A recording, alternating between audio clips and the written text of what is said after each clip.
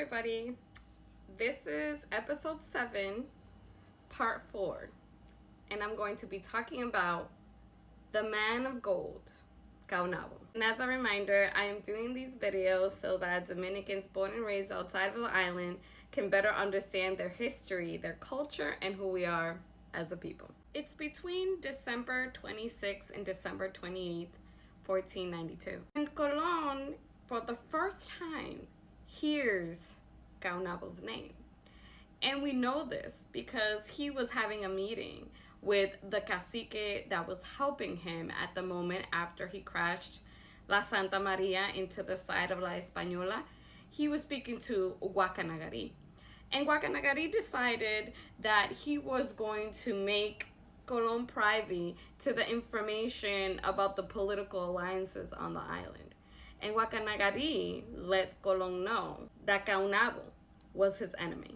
Colon sailed off back to Spain before he ever met Caonabo.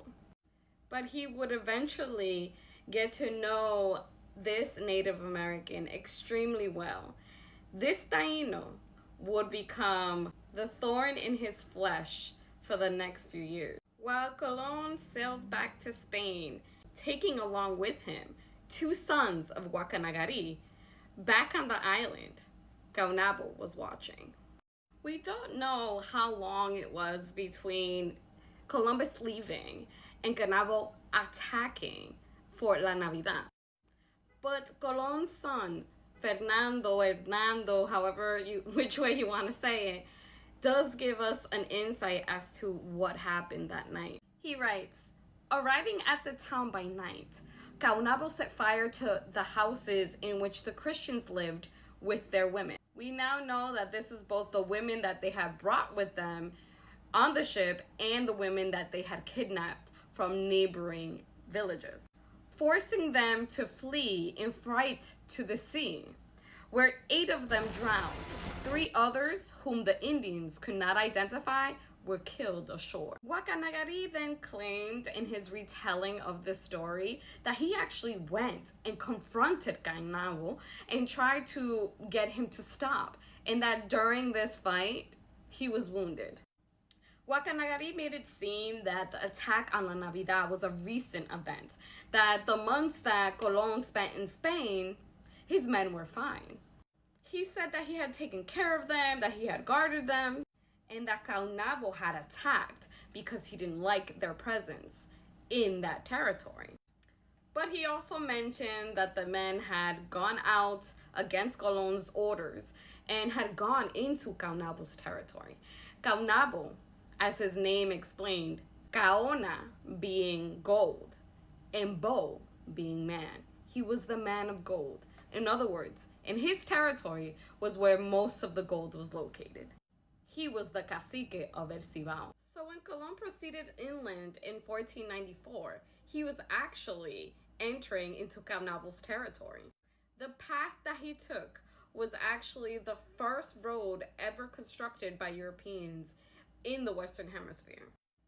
This route he named Puerto de los Hidalgos. He had placed Mosén Pedro Margarit here, where it says San Tomás de Jánico, in this fortress as its captain. But Margarit rebelled and abandoned the fort. So he sent Alonso de Ojeda to replace him. Alonso de Ojeda was hot-headed. He was known for being impulsive and making quick decisions. He sent him several times to confront Caonabo. He saw Caonabo in action. He realized that this indigenous man was not going to be easy to dominate. On April 24th, 1494, Colon left La Isabela and decided to continue exploring the Caribbean. Caonabo took advantage of Colon's absence to attack.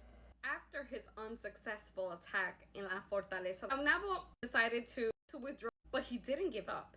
He made a calling to all the caciques of the island. But then, one cacique didn't show up, Guacanagari. It's believed that Caonabo went to confront Guacanagari as to why he wasn't present in the meeting. Then he found out that Guacanagari was actually allied now with these foreigners. he confronted him. Guacanagari didn't care. So if we believe Guacanagari's story, it was after his denial of allying himself with Beecho and Caonabo that the two of them decided to attack him. Caonabo ended up stealing one of his wives, and Beecho ended up killing another. After becoming ill at sea, Colón returned to La Isabela on September 29, 1494. He would be sick for months. Around February 1495, Guacanagari shows up and tells Colón what Caonabo and Beecho have done. He asks for Colón's support in getting his revenge.